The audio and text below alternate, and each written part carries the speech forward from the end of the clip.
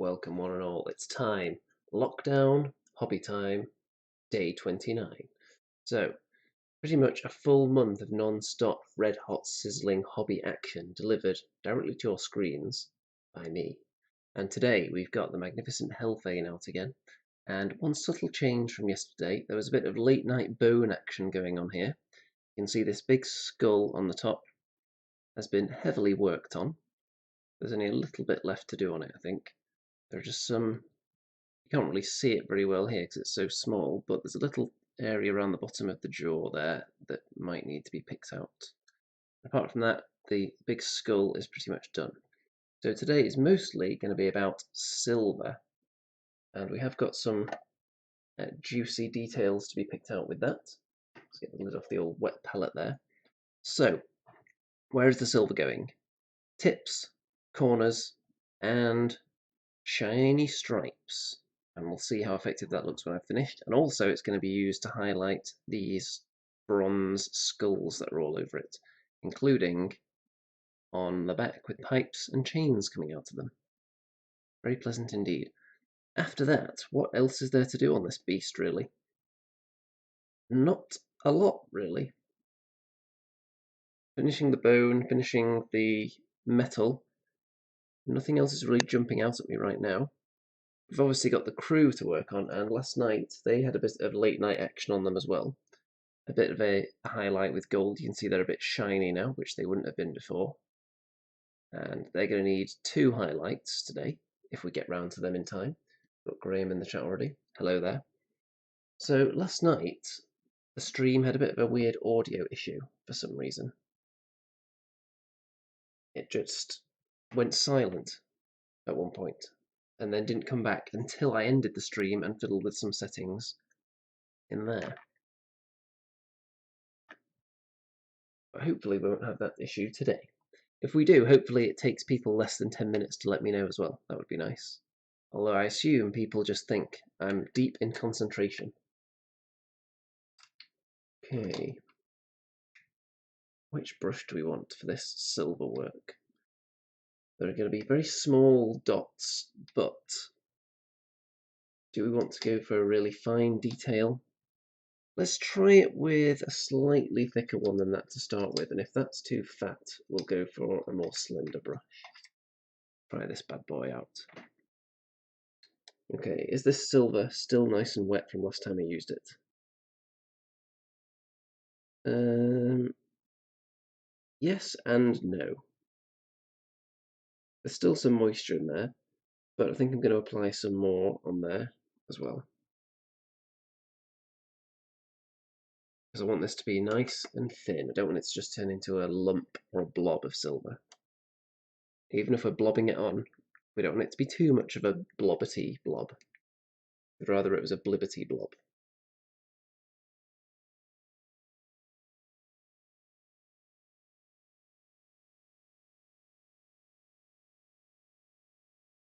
Okay, here we go. So where to start? Let's start with the spikes on the legs. The spikes and the corners. So just the tips of the spikes.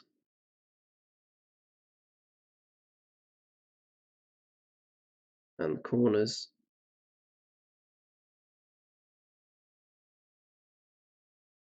So not very much at all.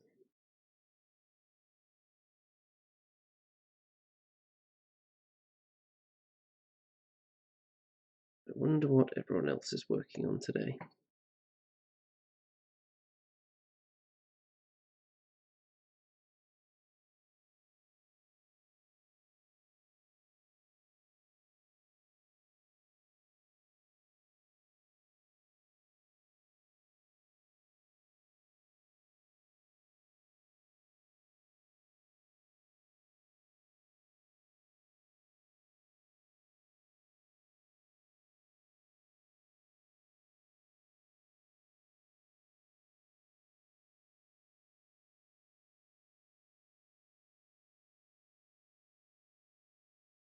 Don't want to overload with the silver.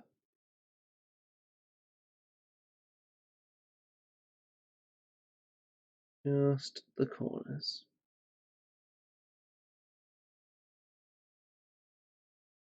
and the spike tips. Don't think it's necessary for these areas to have any layer of shine on them, but you'll see what that means for the big patterned areas further up shortly. I don't know what the technical painting term is for it,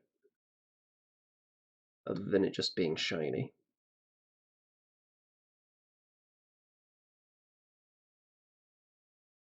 Okay, leg plates done. And hopefully that's the last I'll have to touch them at all, unless I spot something that needs fixing.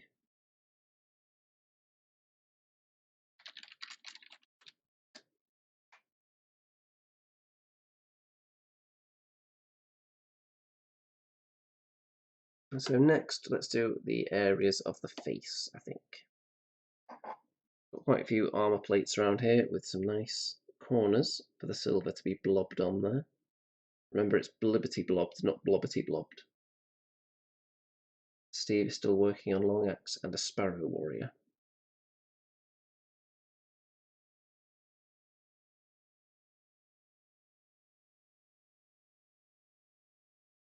So this armour plate here also has lots of these little notches on it, and I'm going to pick those out as well. Very carefully. Just on the very top with the tiny point of the brush. I don't want just a silver blobbity blob.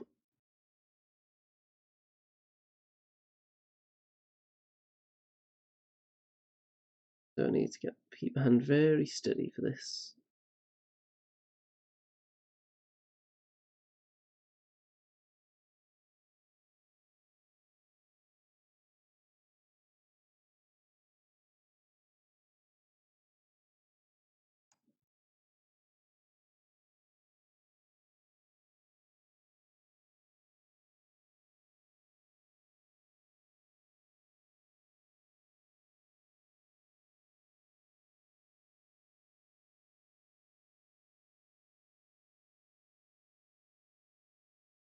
Okay, I think this leg plate actually had a couple of these little notches on, so I think I'm going to pick those out as well while I'm at it. Very carefully, it's only got 4. Oh no, there's another one. 5 it's got.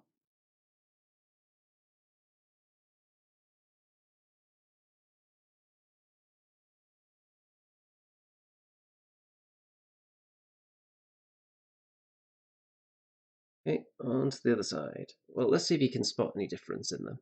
Probably can't in this very strong light. Yeah, you can't really see very well. Let's obscure that light and see if anything shows a bit better. No, not really. You'll be able to see in the good quality pictures when it's finished. Sean is here. Graham is putting together what should have been Northumbrian Tin Soldier's salute release. 2 figures. One is a teddy bear and the other a raging. The suspense is killing me now. It's a raging something. Monstrous version of itself. Okay. Not a raging pigeon or something, so not quite as interesting as what Steve's doing.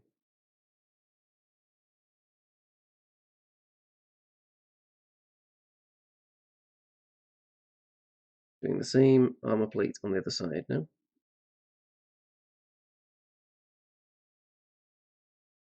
You wonder how much armor these things actually need when they're already made of rock with lava flowing through their veins.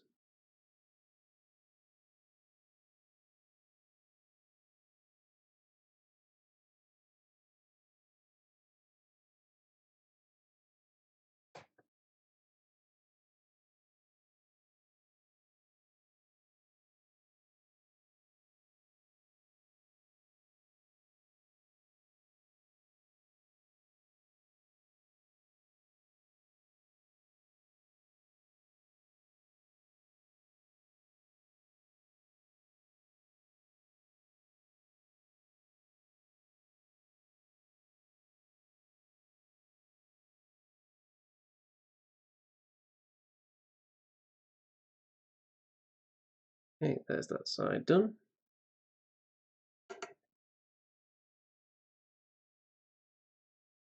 Just a little extra highlight.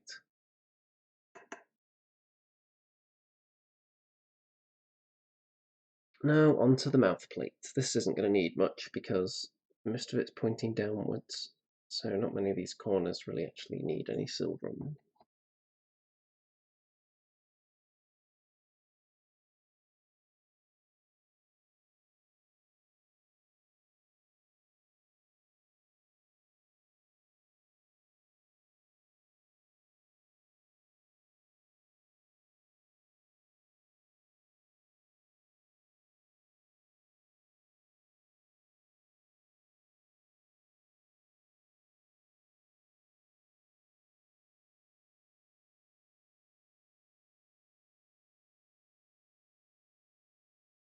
Would be interested to see someone model one of these so it's like standing up a bit on its hind legs.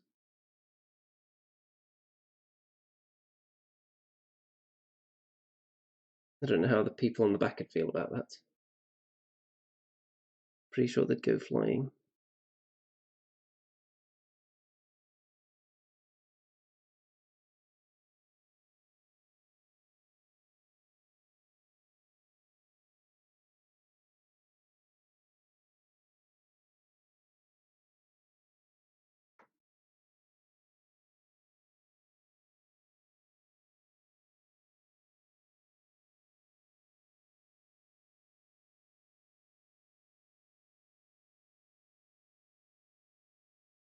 Okay, front plate done.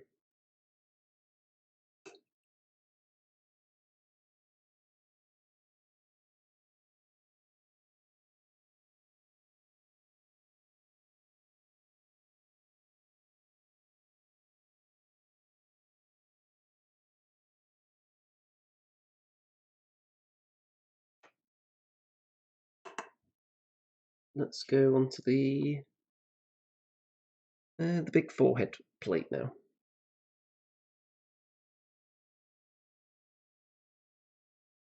Hoping to get all the silver on this done today, but we'll see. See how fast it goes.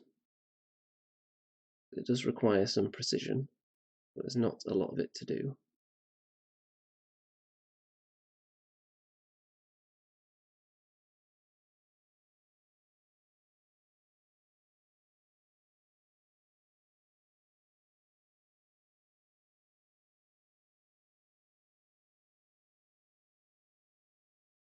Just a little blibbity blob in the corners.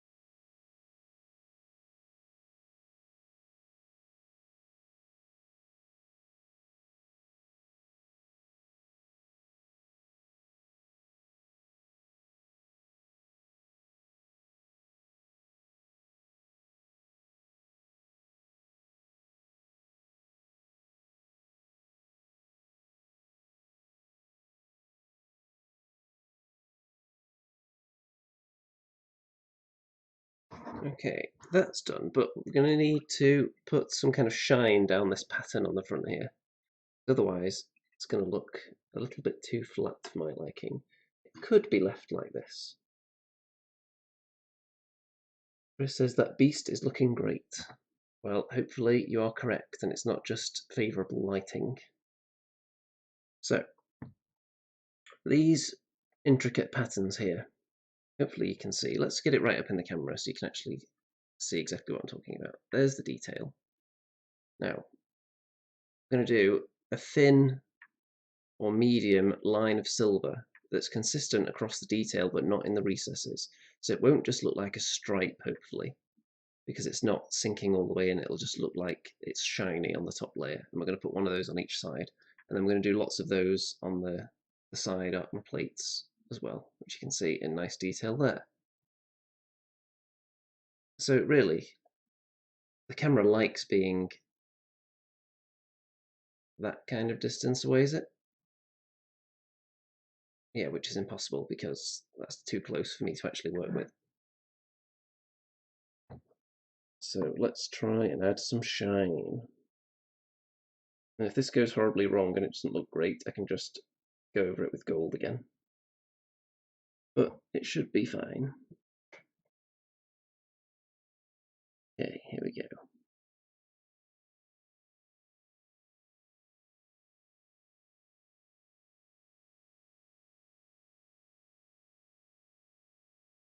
Don't want to make it too thick.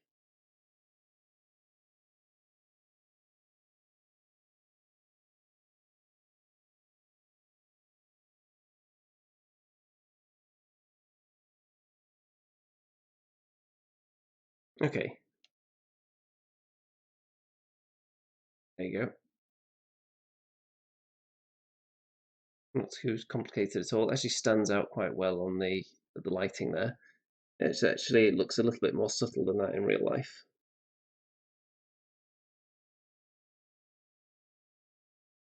And the same on the other side.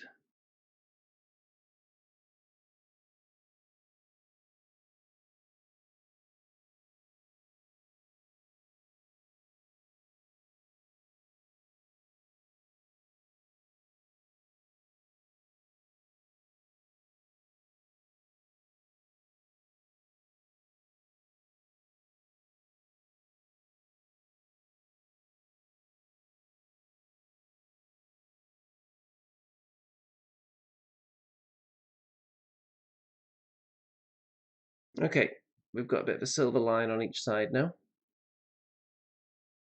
which gives the effect of it being shiny, hopefully. And like I said, it's a bit more subtle in real life. That very bright light on it doesn't help.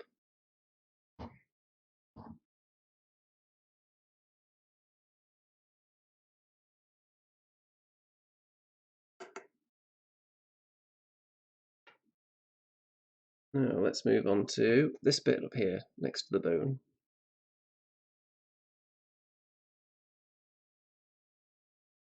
Some corners first.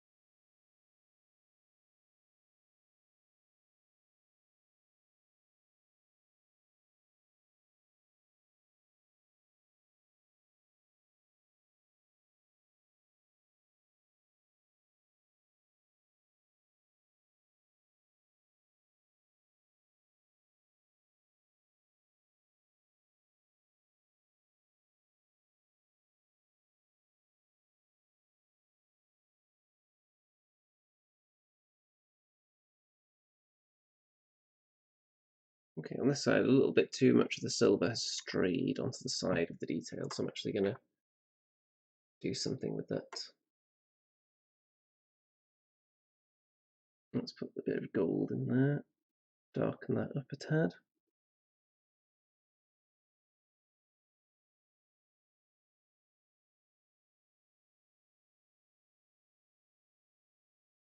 like so. Then I can possibly put a bit of wash on there.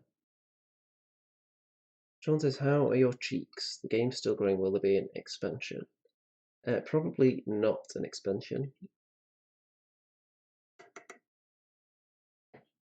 There's not much going on with it at the moment.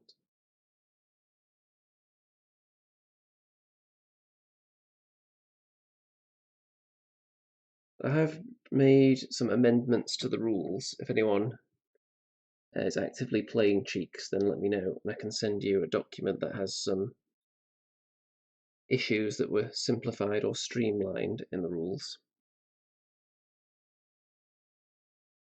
Because the actual rule pamphlet itself wasn't that clear on a couple of things. Okay, let's do this internal throne kind of engine area.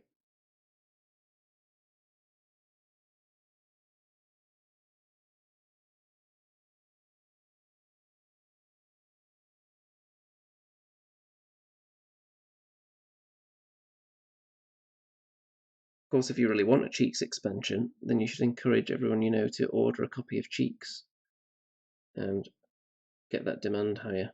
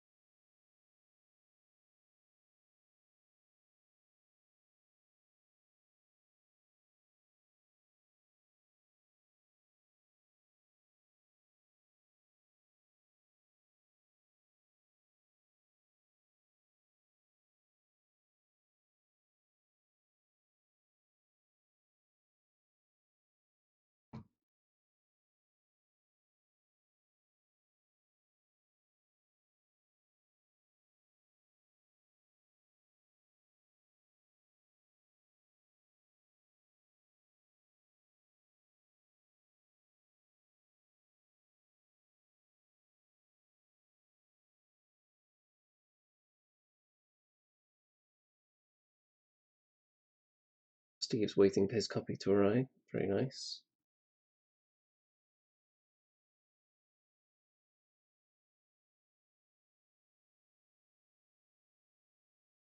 The fact that it's been dispatched is encouraging.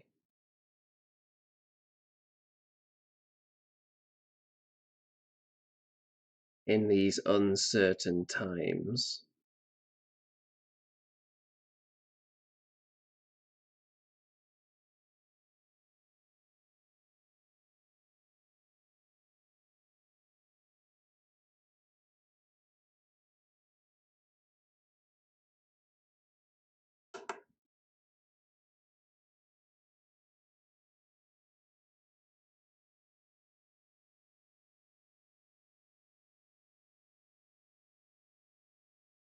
I've got a lot of other game projects that are arguably in the works. Arguably, they've just been sitting in a half-finished state for a long time in some documents on my computer.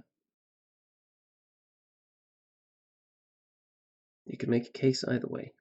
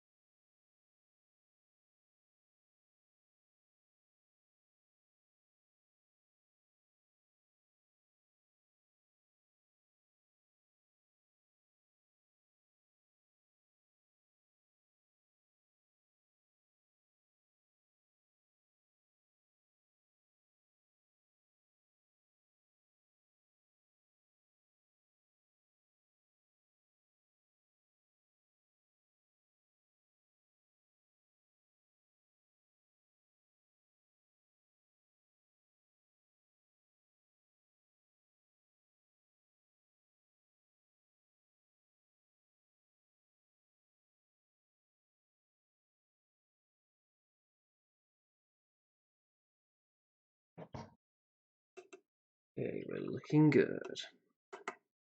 Making steady progress.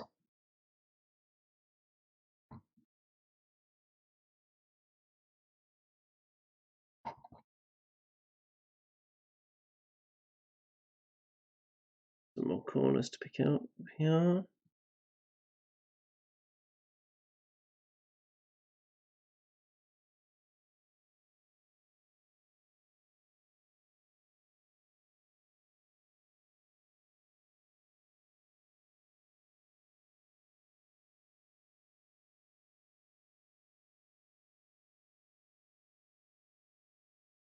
Okay, now I'm going to do a bit on this area here, but not a huge amount because this is all going to be covered when people are standing there, so we don't need to pick out every individual little dot on the platform. You won't be able to see any of it. So where do we want a little bit of silver here? I'll do the blobs on the top of the platform.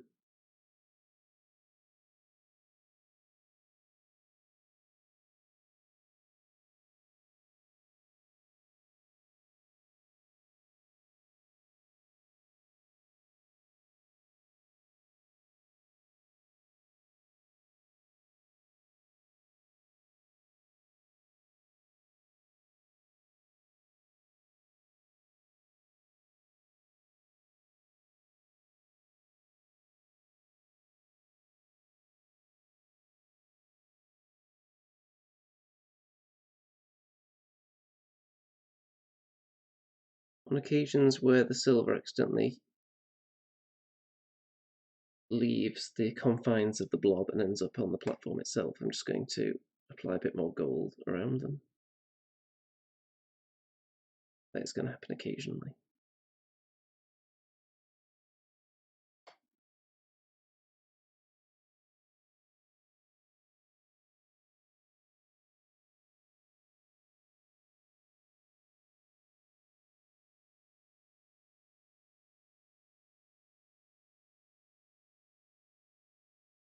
Okay.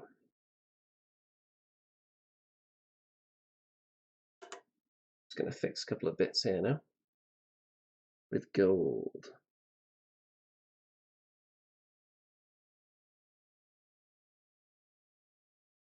I realise I should probably be making these videos a bit more clickbaity,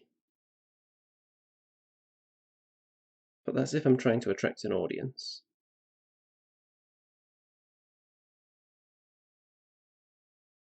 The titles aren't exactly grabbing people's attention.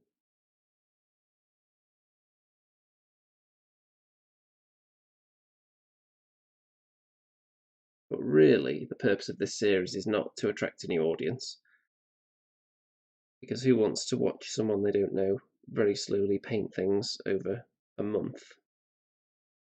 Probably not many people. So it's just to keep my existing audience entertained, hopefully, and give people a bit of hobby motivation. Hopefully it has that effect on at least a few people.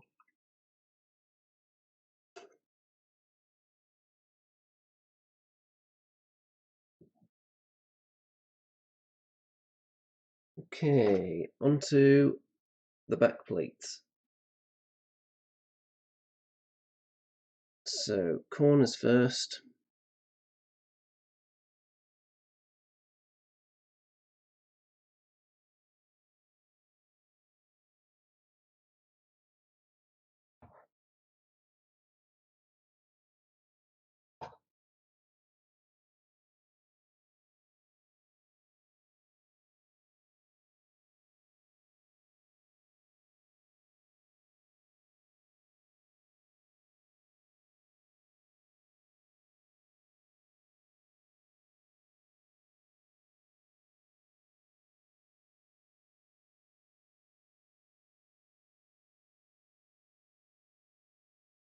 Okay, now I've left a lot of areas here ready for the shine effect. So, let's see.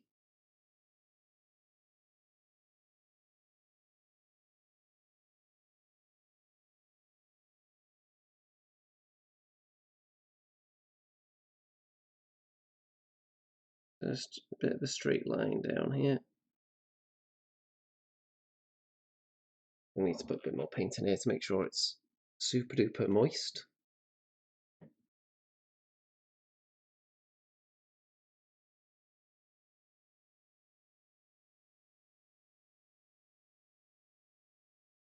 I've ordered a paint rack that fits dropper bottles to go on the wall next to my desk. That's going to hold more than the amount of Vallejo and Army Painter bottles I've got currently, but need some room for expansion. And then all my Citadel ones can stay on the desk for now, until I get another rack that can hold them as well. But there isn't a lot of space right next to the desk.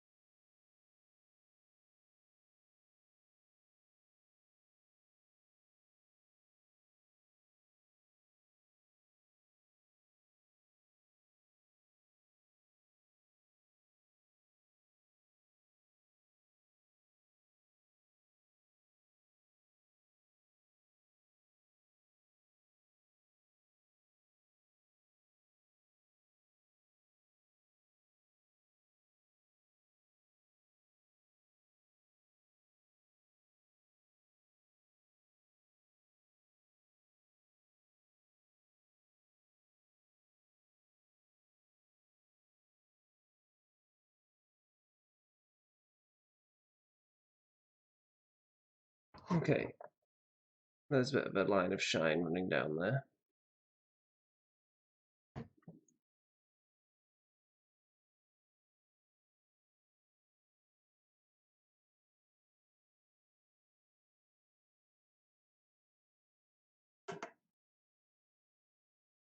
And like I said before, if this comes out too strong, then I can always turn it down.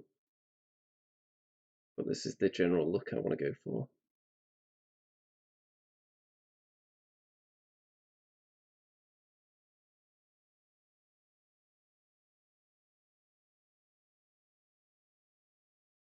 Otherwise it's just too gold,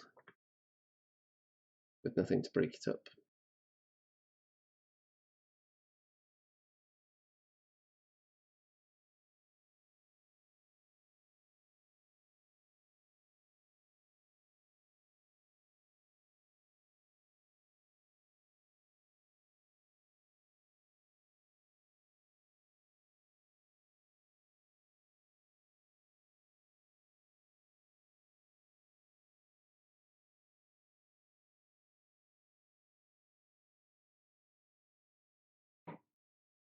Okay, you can see in the middle there.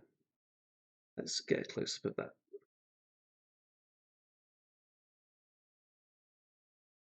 Where's it going to focus on it? Where's the sweet spot? There you go.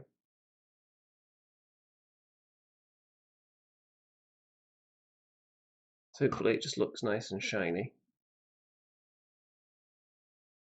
Don't want to overload it too much because there are some dark silver panels between them, which are also going to get a bit of a silver highlight as well, so I don't want it to look just like a solid block of silver everywhere. The delicate balancing act.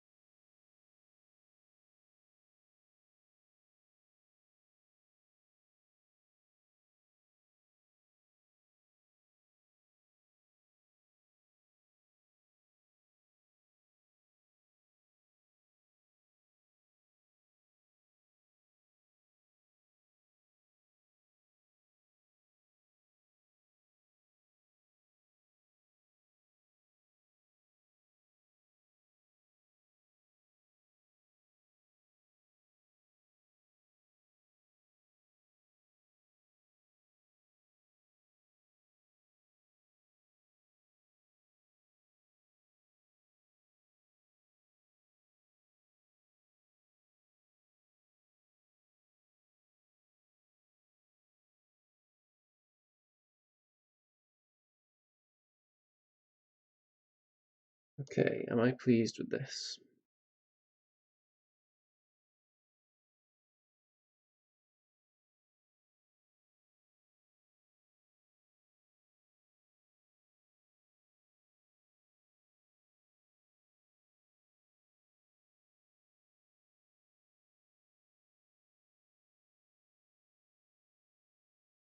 Yes. I think that'll do. Let's get you a good look at that. See if it helps if I block off the light here. You can see the effect I'm going for, can't you? I'm sure an absolute top-notch painter better than me would be able to make this look ridiculously good.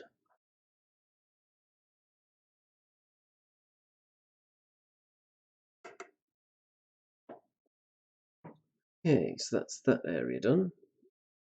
Let's do the silver on there actually. There's going to be some very fine silver lines, I think. So I'm going to get the fine teensy little brush out for that.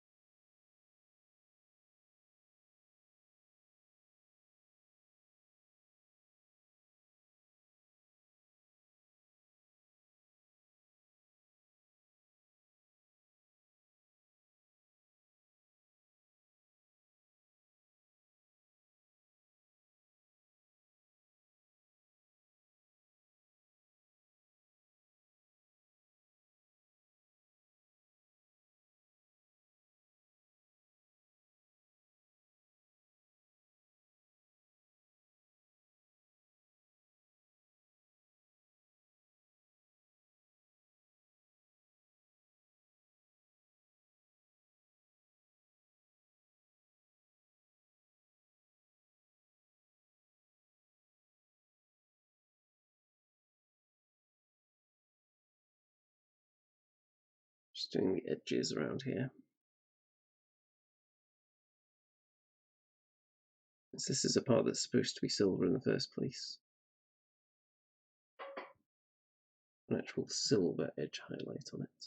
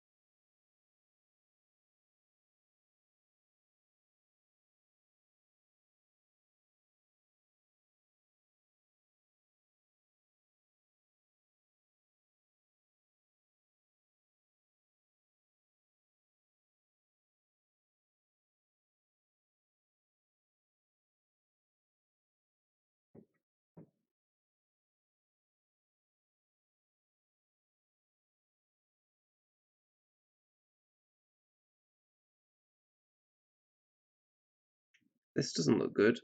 Then another Nuln Oil over this area will tone it down a bit. I'm trying to do a fine line above all the dark crevices that are in silver right now.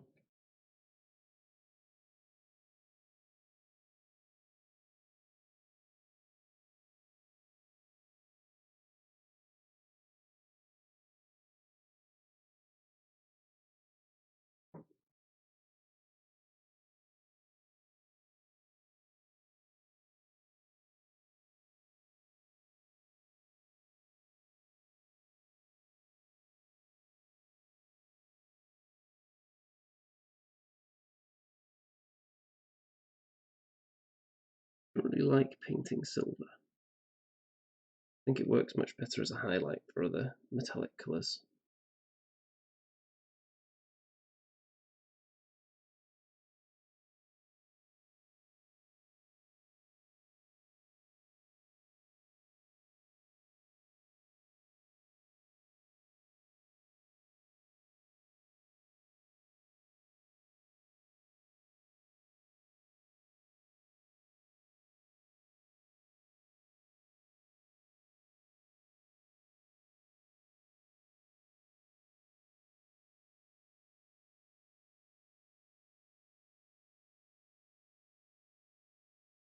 Interested to hear what the painting professionals among the current viewership think about that.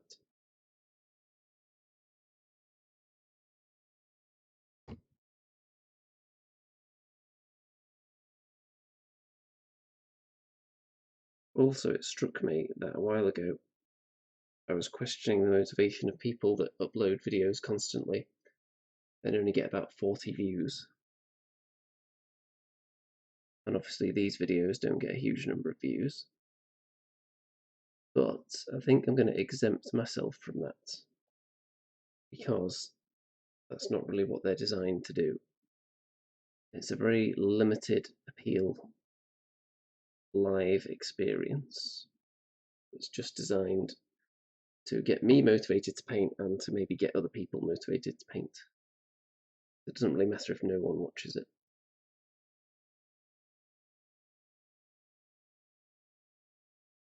It's not the main output of the channel, is what I mean. That's always going to be battle reports as soon as I get the chance to do those again. So I was more referring to the channels whose main output tends to get 40 views, but they consistently put the videos out.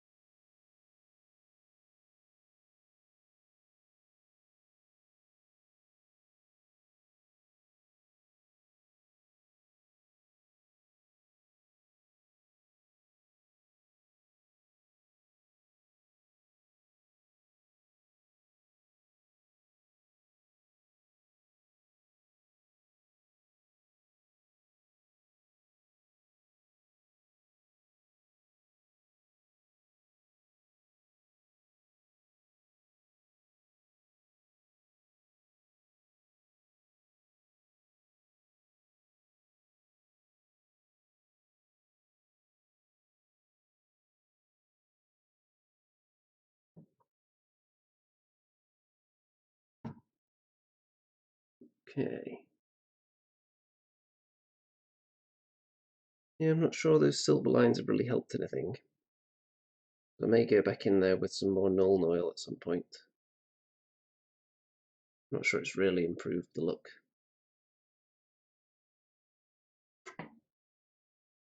I'm also considering just dry brushing the whole thing in silver. Talking about the silver parts, obviously.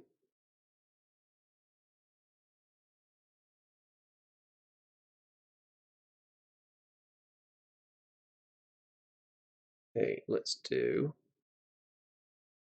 the fence.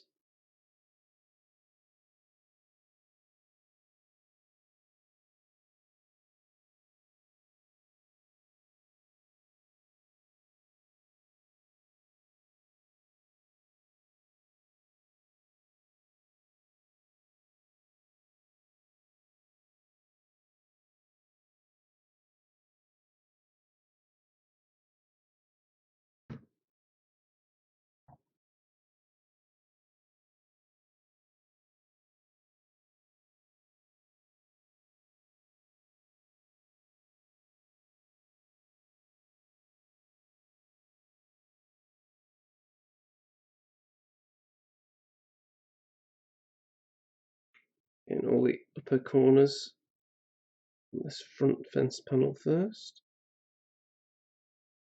and the fence posts.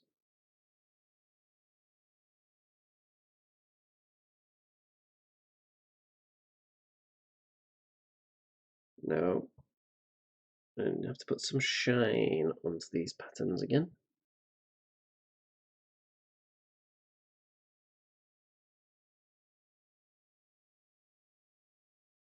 Run down the center here.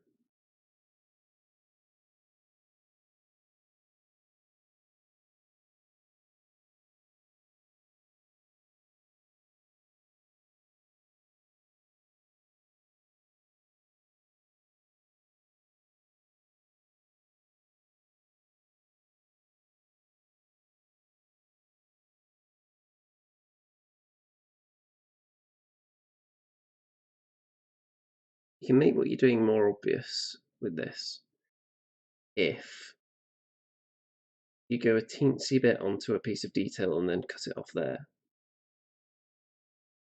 If you stop it just at the edge of a detail and don't move on to the next one, it can just look like a stripe, or like it's that way naturally. But if it's supposed to like shine, it wouldn't necessarily stop a perfectly even point on the miniature. So you should carry on a little bit further, or a little bit less far, and just leave the edge of the detail alone. Hopefully what I'm saying makes sense.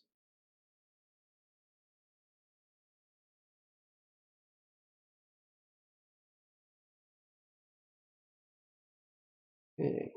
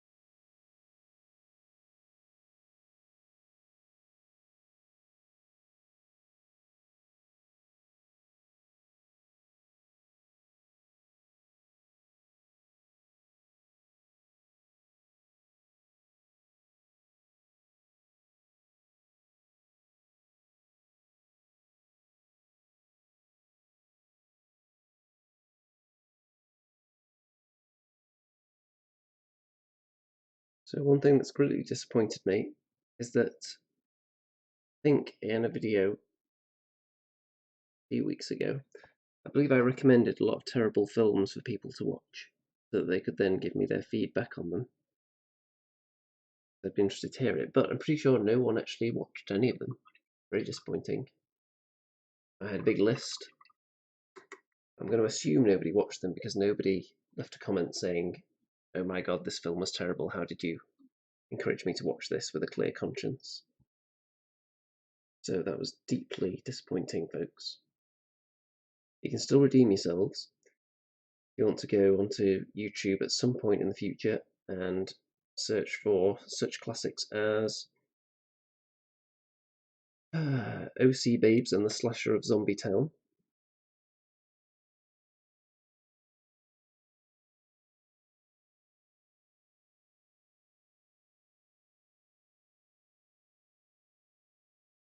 or Abe's Tomb,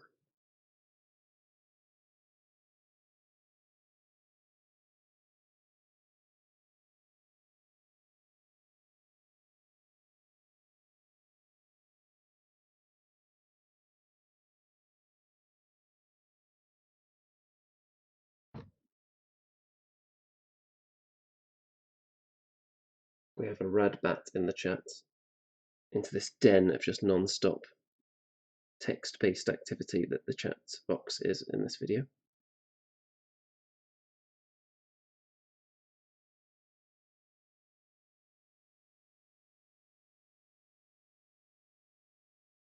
Yes, I know for a fact that Rad Bat has seen some of those terrible films that I mentioned.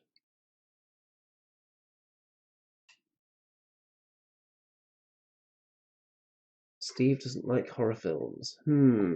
Well, Let's see, what can I recommend that isn't a horror film that might encourage you to break your habit? Fatal Deviation. It's an Irish martial arts film.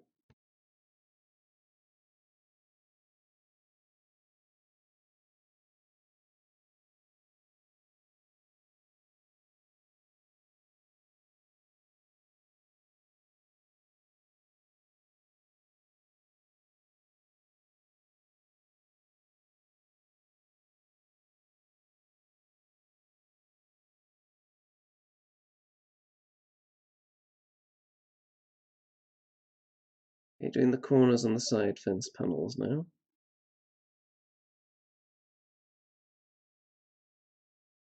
And then we're going to create some more red hot spicy shine effect.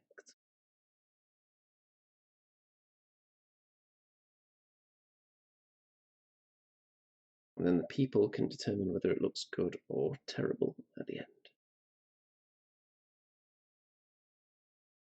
When it's too late, probably, because I'll have already taken pictures by the time you see it in full glorious detail. So where have I put the shine here? Just trying to make it catch the light for my eyeball's sake so I can see exactly where I put the lighter gold.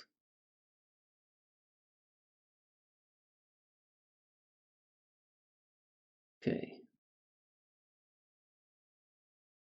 So I'm going to apply some silver all the way down the detail, obviously missing the crevices because why would that be shiny? Everyone knows crevices don't shine.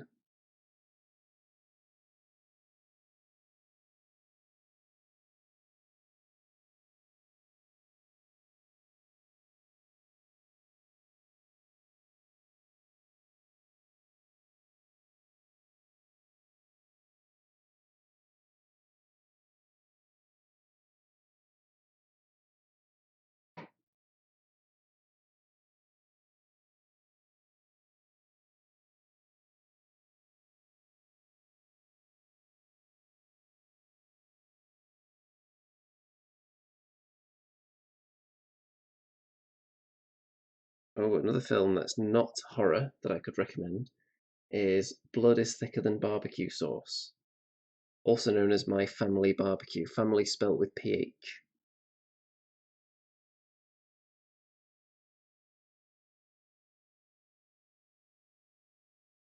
Now, when I say recommend, don't take that as me claiming that the film is good.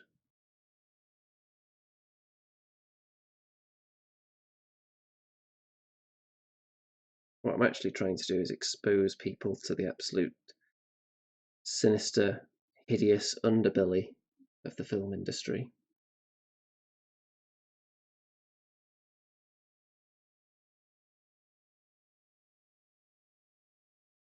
Because I'll ask someone, hey, do you like terrible films? And they'll say, yeah, I love Troll 2. And I'll say, no, you have not seen a terrible film then, if that's the one that you're citing.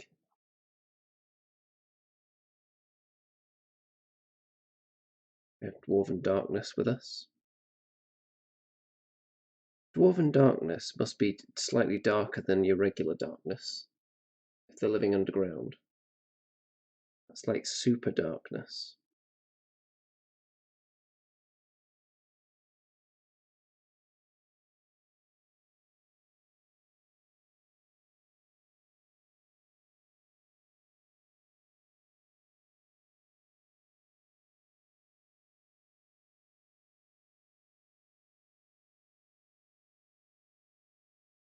Okay, we've got a shine line on the side. I think you can just about see what I'm doing here.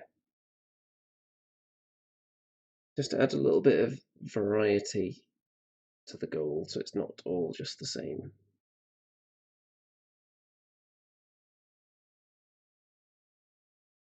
And hopefully it's not too strong.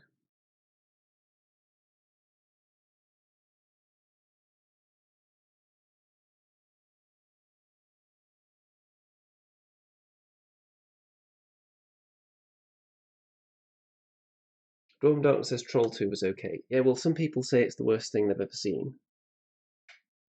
which I would strongly disagree with based on my film viewings.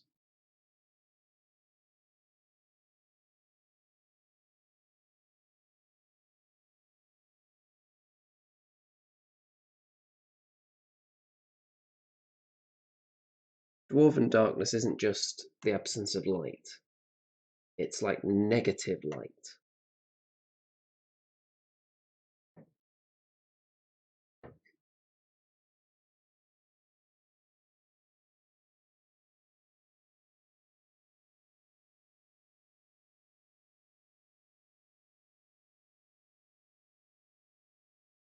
Don't ask me how that works, because I ain't no scientist.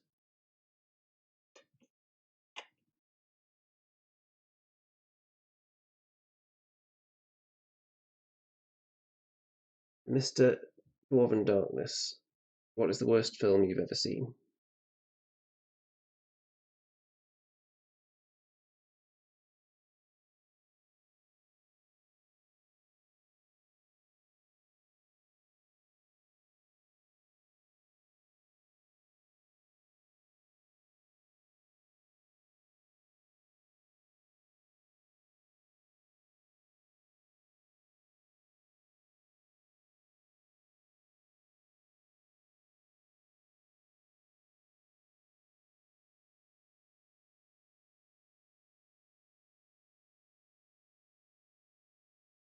Okay, Shiny. Let's get it right up in the camera. Where's the focus sweet spot? You would think that would be it. Look how close that is.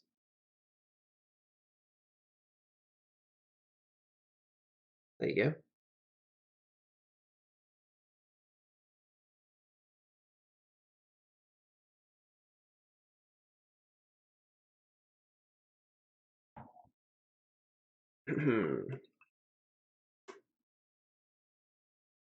He's pondering.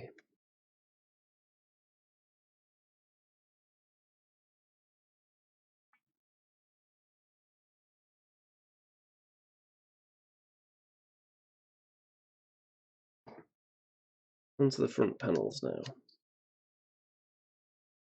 see, where do I want to actually just spot a little blob there?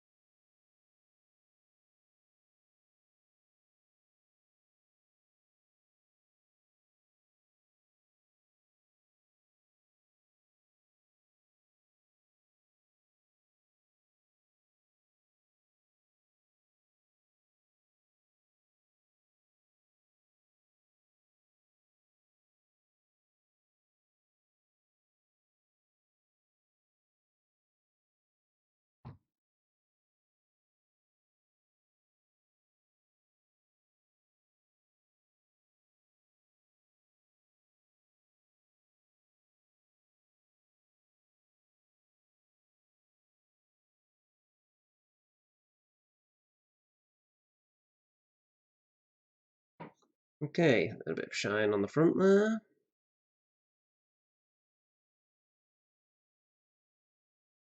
Hopefully, this makes up for the fact that there's a lot of it in gold. It's just breaking that up, that's the idea here.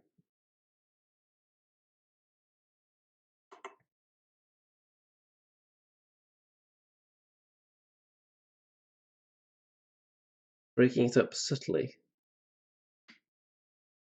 Dwarven Darkness says Arizona was the name of the movie. I don't think I've seen a film called Arizona. But if it's that bad, maybe I should look it up and then tell you why it's not the worst. The worst film, I stand by this, is actually Hip Hop Locos.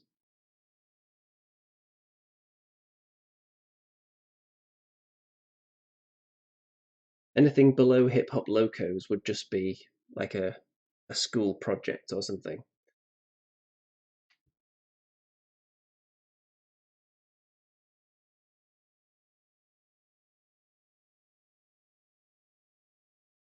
Hip Hop Locos, you can find it on YouTube, and it's only an hour long. So you should bookmark that right now and watch it when I've finished with this.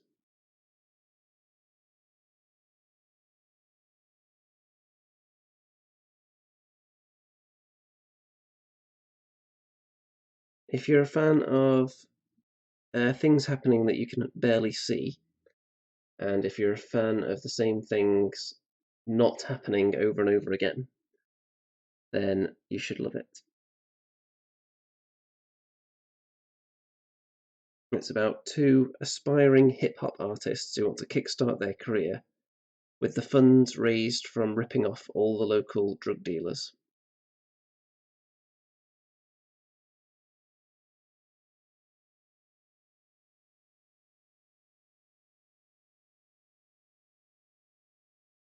Okay, on to the other side now.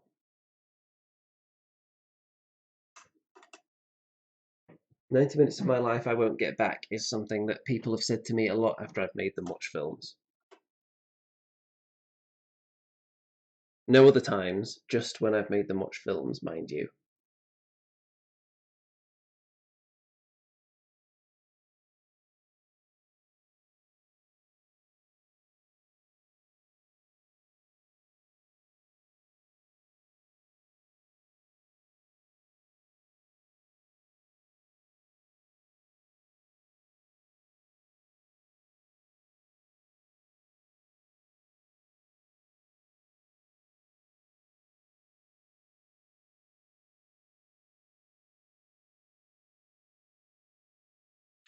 Yes, I am sure.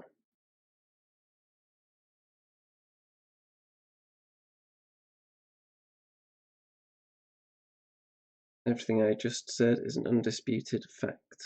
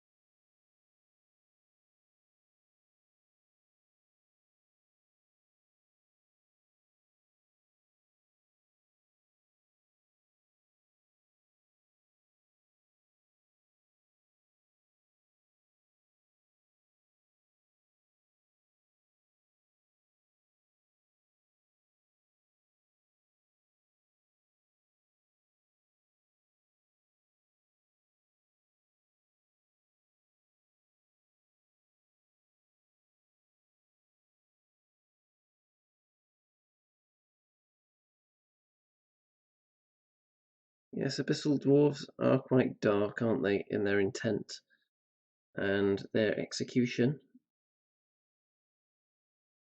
and their beard colours usually. I've seen some people with light Abyssal Dwarf beards though, and it always looks a little bit odd to me, maybe because I'm used to the old Chaos Dwarves.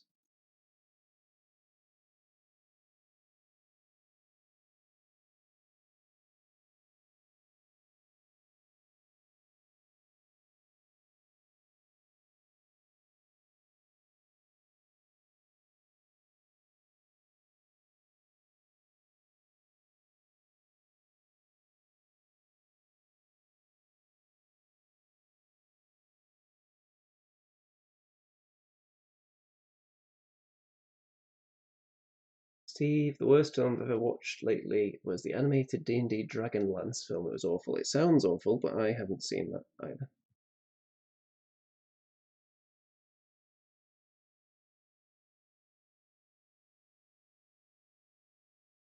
I feel like maybe I spend too much of my time watching films that I know are going to be horrendous. I very rarely seek something out thinking, I hope this is good.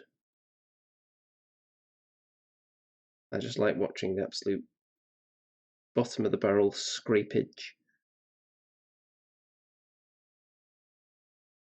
And thankfully, YouTube has provided a near limitless supply.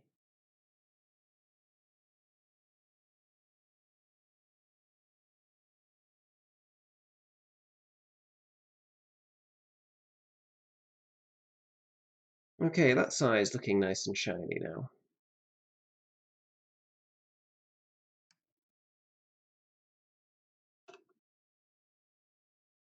99p I won't ever get back. Well, I did buy, I think it was something like 60 DVDs from a charity shop for £2. So I think that's a pretty fair price, regardless of how terrible some of them might be.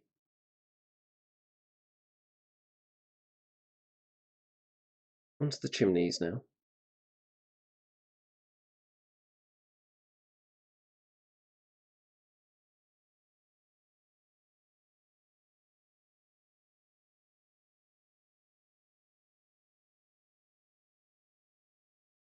Doing the very points of the chimneys and any other little corner that I deem worthy. Being blessed with a touch of silver.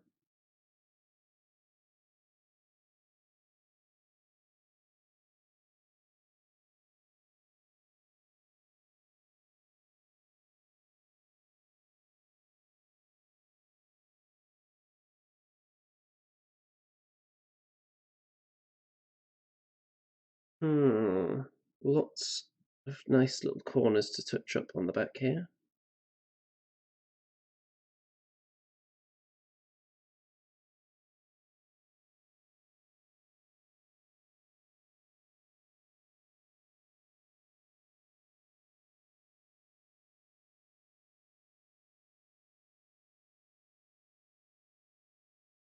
Just realised I ended up sticking with this tiny detail brush for much longer than I intended, but it doesn't matter because it's working out just fine. Fine and dandy, in fact. Which is one step up from fine.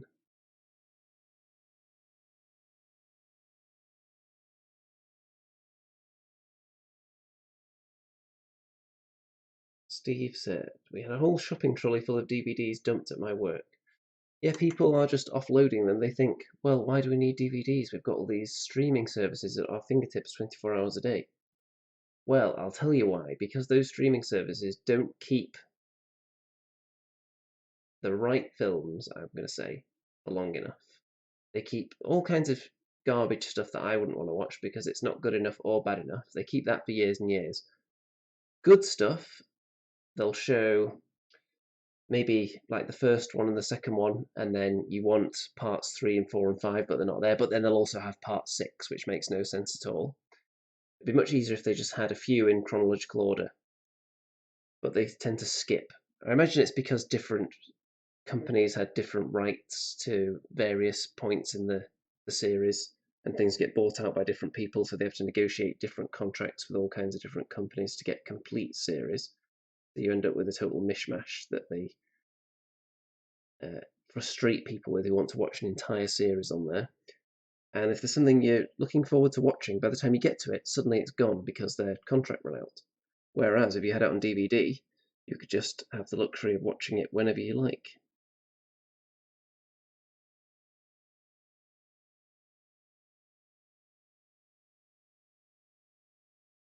I rest my case.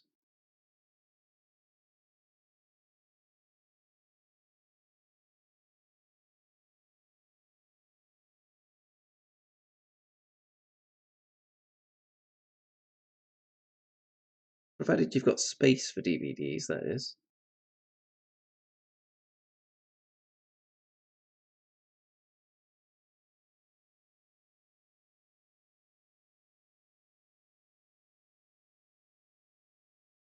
I won't begrudge anyone who's forced to get rid of their DVD collection because they're moving to a smaller abode.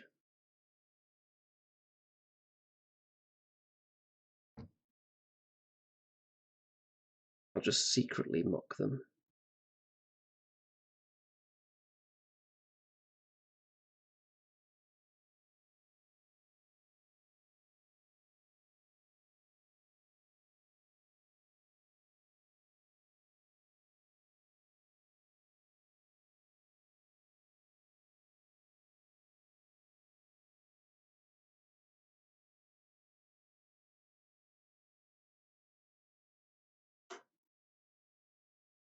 Dwarven Darkness wants to know how the virus is getting on here. It seems to be pretty steadily terrible. I haven't noticed any reports of improvement.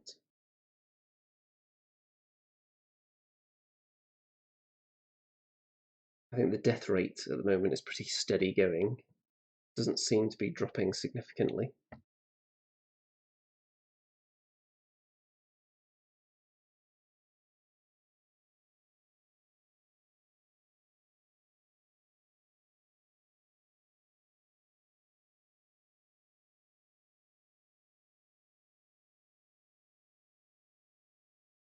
Last I heard, anyway.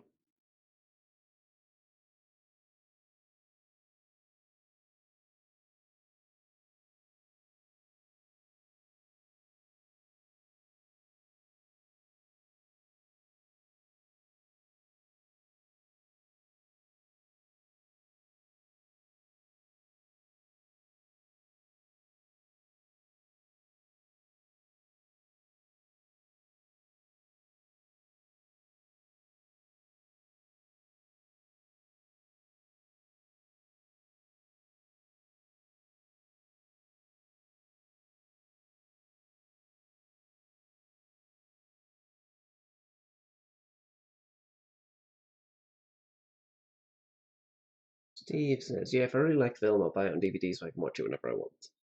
That is a legitimate strategy.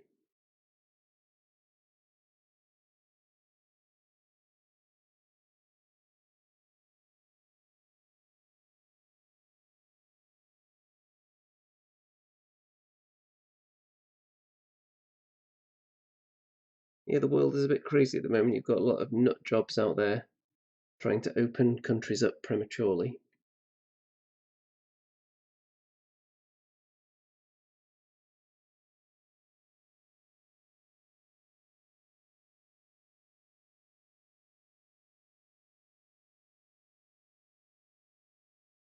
We've officially found the breaking point of certain elements of the human race, anyway, haven't we?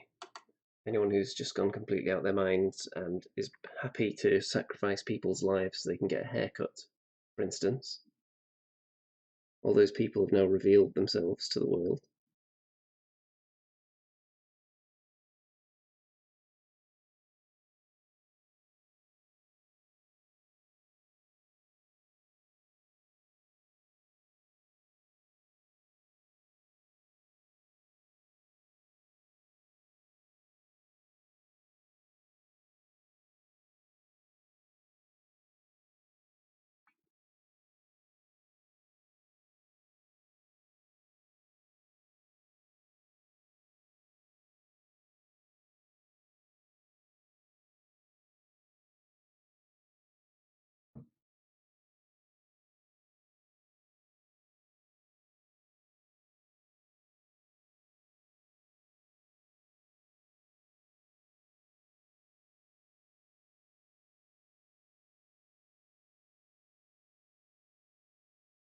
Yeah, there are a lot of people that just don't care as well. A lot of indifference out there.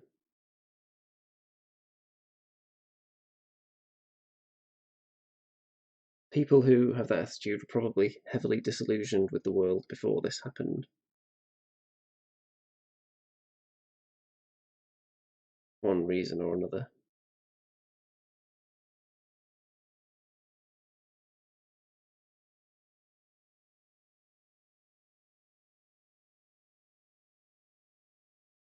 Okay, we've not got much of the gold to highlight now with this silver. Imagine if social media was stripped away, what would happen? Well, everything would either become much more peaceful or it would just become an immediate worldwide war zone. I'm not even sure which is the case.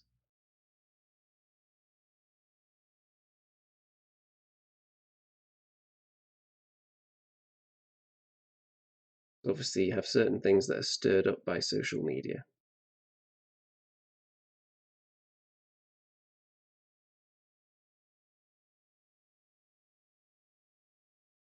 But then it also keeps a lot of people sane.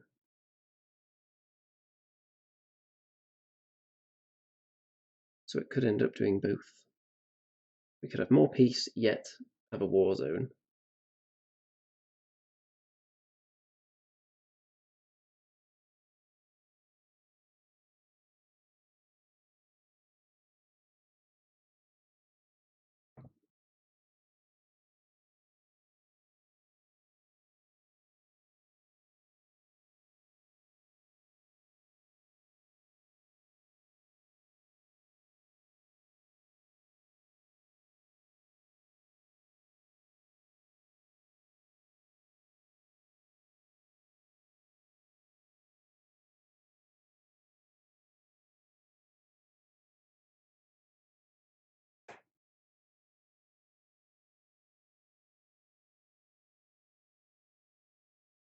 Yet chaos would do quite well in this situation, I think.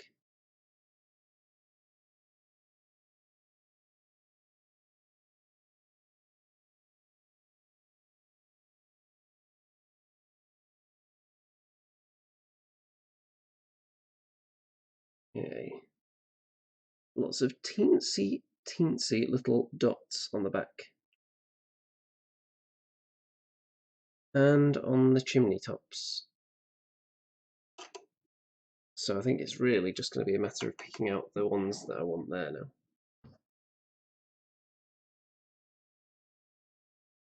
Not sure all of them are necessary. Some of them are so teeny tiny. I might just leave the ones on the chimney, in fact, because it might take away from the highlighted tip of the chimney itself if I do the little bumps in the same colour. Decisions.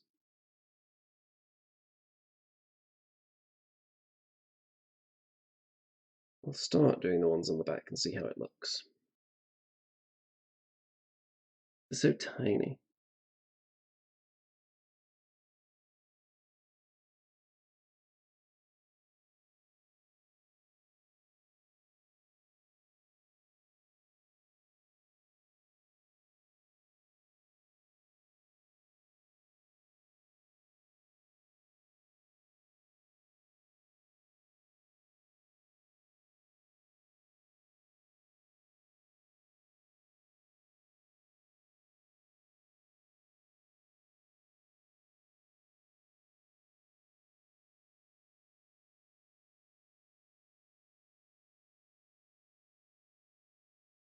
Yeah, the best thing you can do in these turbulent times, I think, is just make sure you're keeping an eye on everyone that might be in trouble and survive, basically.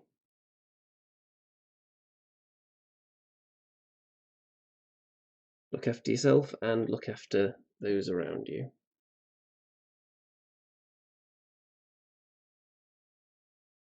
Not just immediate family, but you can also indirectly look after your community by not doing silly things like going out having barbecues on the street, for example.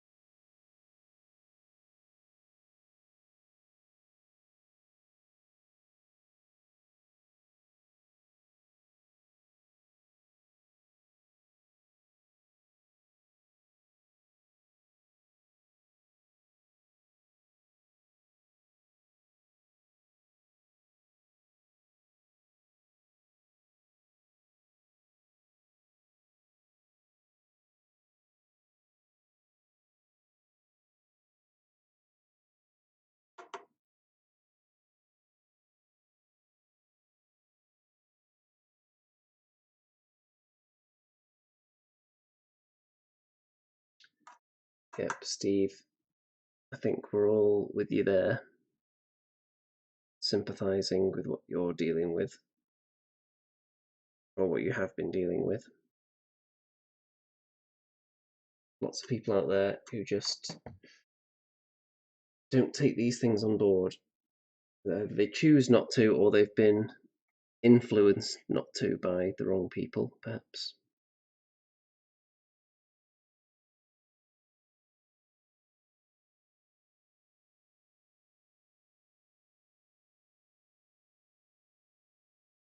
Doesn't help when you've got all these crazed lunatics claiming that 5G is causing it. Even if 0.0001% of the population believe that nonsense, that could lead to more people going out protesting or whatever.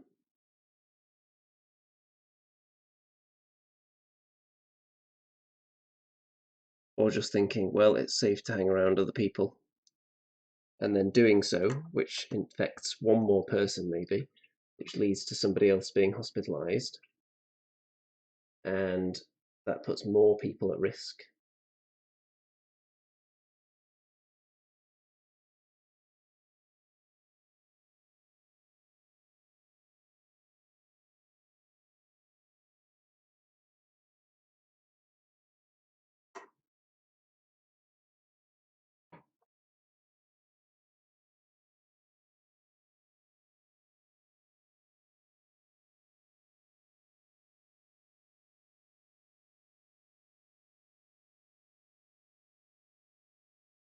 Yeah, if you don't trust the government, then one thing you can do is, for a start, vote for a different one.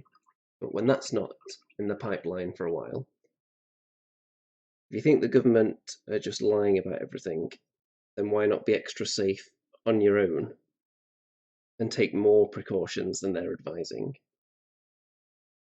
I think that's the gist of what I'm trying to say here.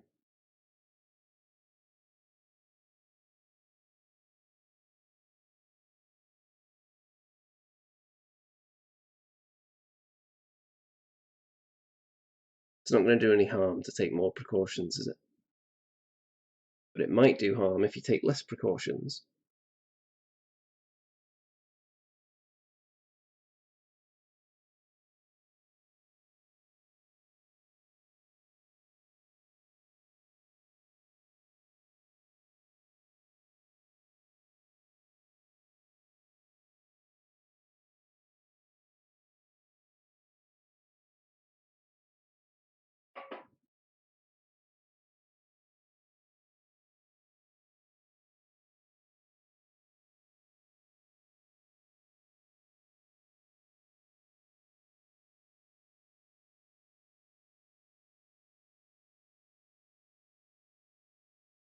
Okay, I think we've pretty much done all the silver highlights now, on the gold at least. Just making sure.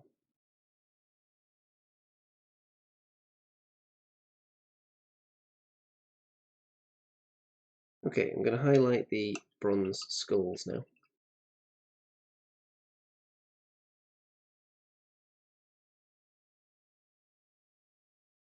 We've got Spud in the chat. Hello there. I'm sure Spud's been socially isolating himself away working on Abyssal Dwarves as well, like the responsible grown-up that he is.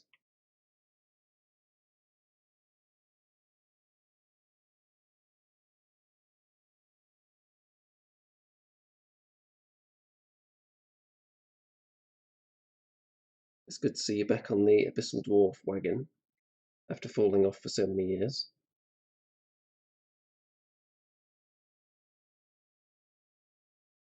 Yeah, for anyone who's not aware, Spud is actually the reason I didn't go for Abyssal Dwarves as my first Kings of War army, because I was eyeing them up, and then he started Abyssal Dwarves, and I thought, well, let's not do the same army as Spud, I'll go for the Goblins instead. Which obviously turned out okay. And I'm glad I'm working on the Abyssal Dwarves now, because I think I'm much better at painting now than I was then, so I don't think they would have looked nearly as good. Time to highlight some skulls. You have to be careful with this though, because they're much darker than the silver that's being used to highlight them, so I don't want to be too crazy with this.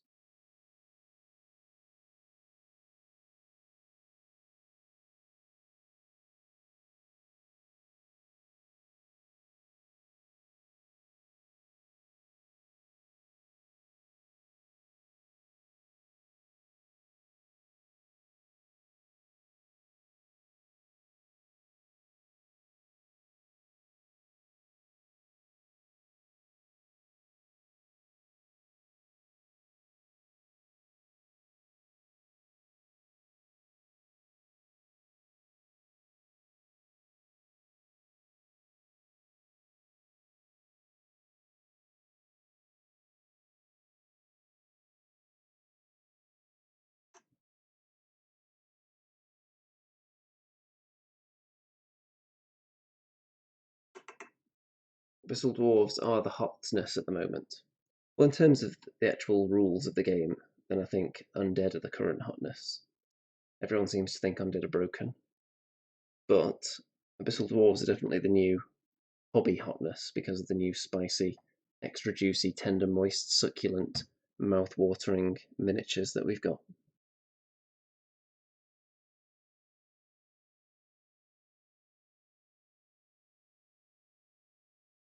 Grotesques and the Hellfane are outrageously good. The new infantry are outrageously good. And most of them at least hold their own in the rules as well. People don't rate the Hellfane that highly. But it has a place, I think.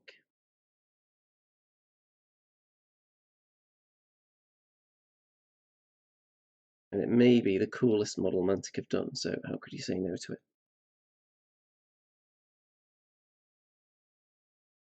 And at the price as well, I think, how much did I pay for it? Something like £44, I think, something around there. I got it from Element Games. And I was thinking, this price, let's just compare that to some comparable GW models. And it's quite a significant jump up to get to the GW price level. The GW monsters that are kind of equivalent size to this are probably about twice the price.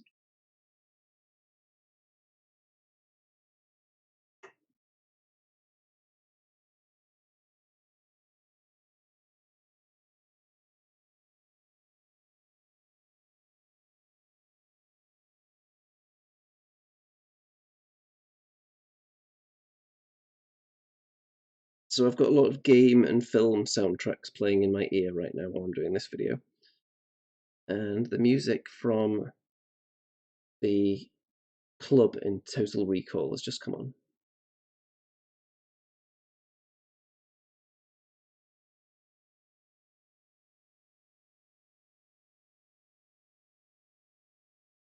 Place where such famous lines are uttered as, "You make me wish I had 3 hands."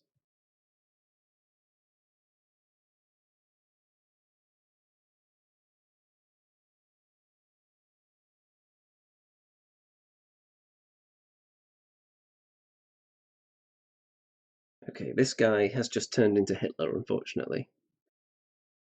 This middle skull here, that is way too strong a moustache. Let's get some focus on that. Come on, you know you want to focus. Do it. How's that? Or that? Or that?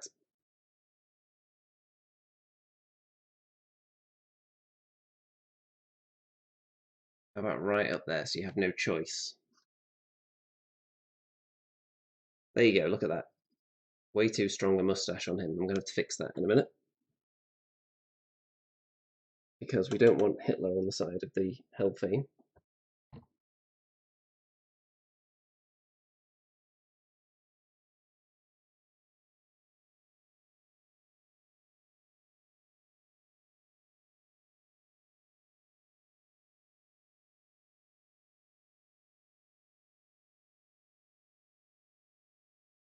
Hitler didn't even have the best evil dictator moustache. There have been far superior ones.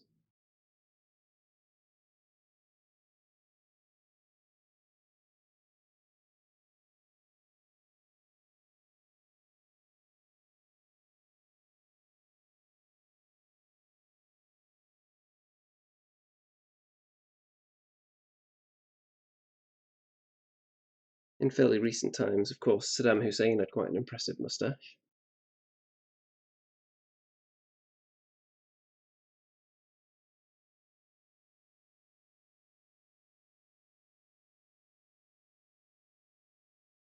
MFT, if there was an in real life Hellfane infestation in the country, what would you recommend? I would recommend walking faster than 5 inches a turn.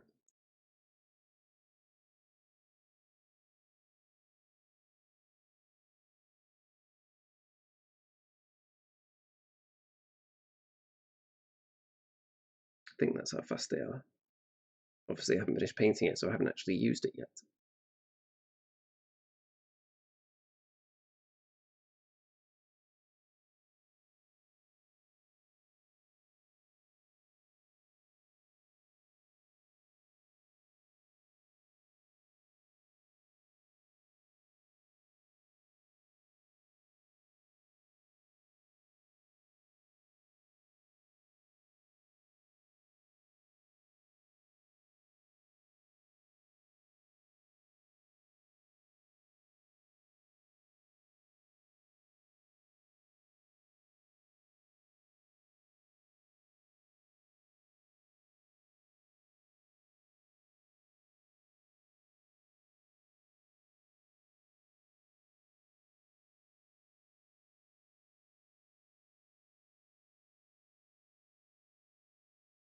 Okay, we've got a few skulls on the back now, with pipes and chains coming out of them.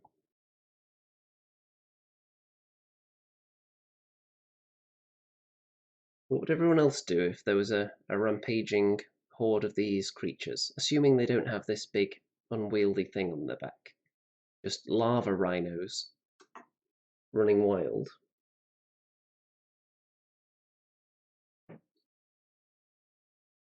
It should be a film if it's not one already.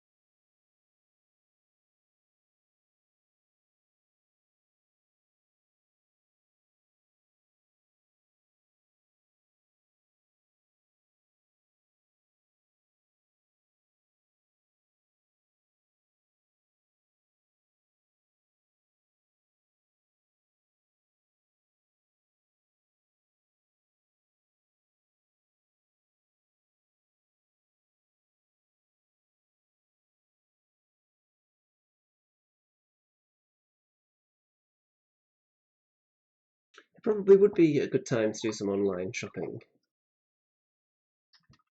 I'm not sure if they make lava rhino repellent though. I wonder what would repel them. A fire extinguisher maybe?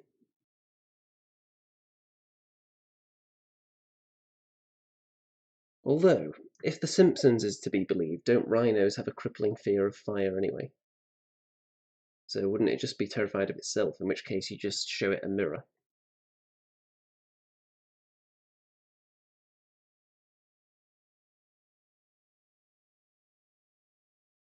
Do we have any animal experts in the chat who could chime in on this, because it could be important one day?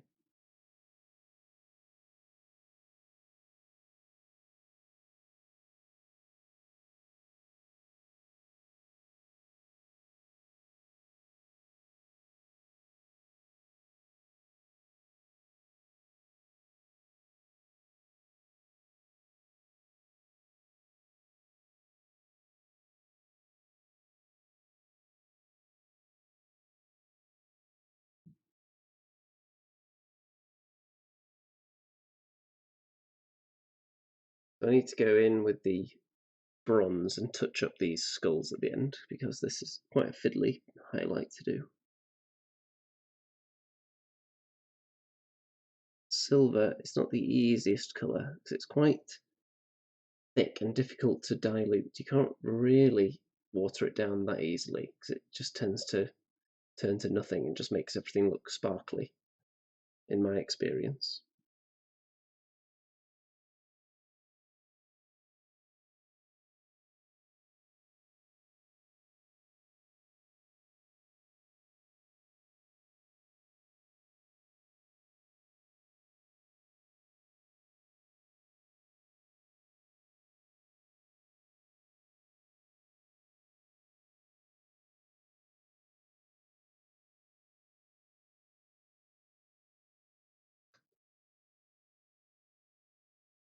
Up we get the cheekbones. And the final little skull here.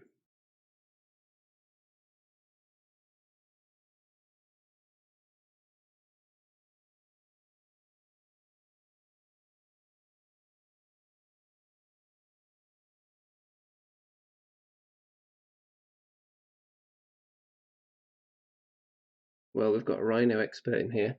Because Steve thinks rhinos have bad eyesight, so just hide. Graham thinks unleashing squirrels on them by throwing handfuls of sunflower seeds at them would work. I'm not sure how a squirrel swarm could hold up against a rhino.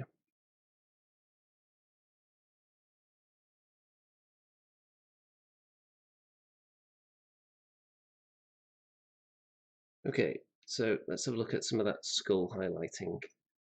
There we go. It needs a little bit of tidying up with the bronze, but you get the idea. So I'll leave that to dry for a bit. And I think this guy is very, very close to being complete now. Going to need to do some more with the crew, of course, but I think they can wait for another day because we've been going 1 hour 38 minutes now.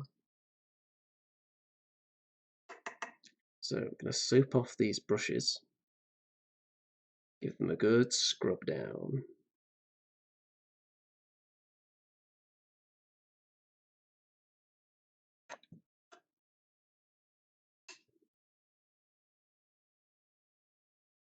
And I'll definitely be back with another one of these tomorrow, possibly around the same time, so you can look forward to that. And tomorrow is Monday, isn't it? So then on Tuesday, I have another one of these, and also the Andy and Rem Show, episode 3 of the glorious comeback of the #1 live wargaming show in history, Undisputed.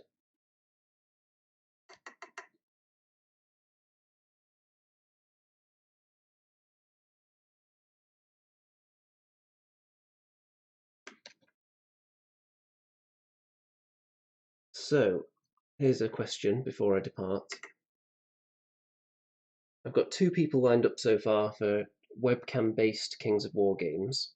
1,500 points, because I think that's a good amount, since my opponents are going to have to tell me where to move their models, so it's going to take a bit longer.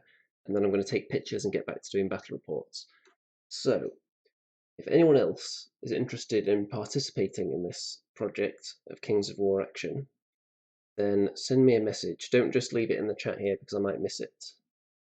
You can either send me a message on Facebook or Twitter or something, or just leave a comment permanently, not in the chat box after the video, and I may very well get back to you.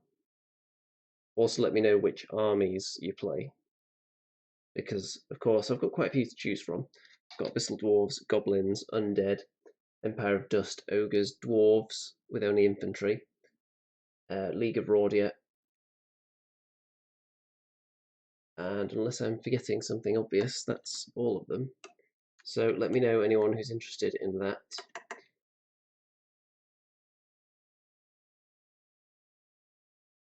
Not only full battle reports, but anyone who doesn't even play Kings of War, I might be interested in showing the ropes at some point as well. Just to try and spread that Kings of War community love around. So feel free to get in touch. And time permitting, may be able to squeeze a few people in. So what am I going to be working on tomorrow? Well, I may be able to touch up and finish this guy tonight, which means I could apply the varnish tomorrow. I think these silver backplates need a bit more work on them. I'm thinking just some more Nuln Oil to darken them up again, because I think those silver lines have actually come out a bit too bold for my liking. So a bit of a fix required there. Then we've got the crew to finish off after that, and they're not going to take too long. There's only 3 of them, and they're mostly just gold clad anyway, so it's not going to be a huge project, that.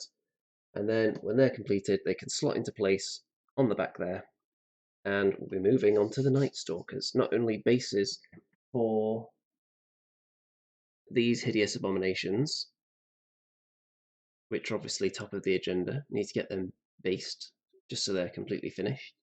Him and his brother.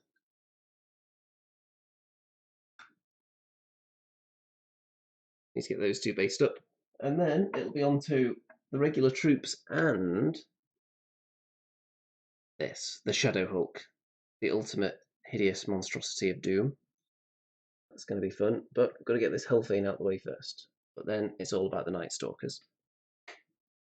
So, no technical problems today, so that's good.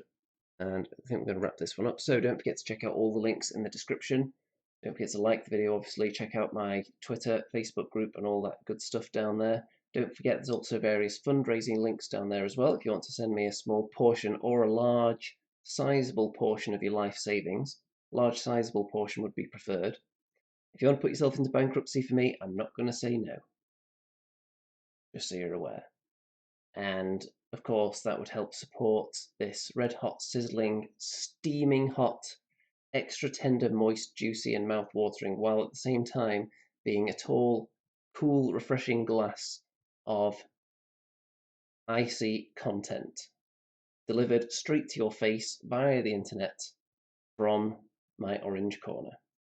And with that, all that remains to be said now is good night out there, whatever you are.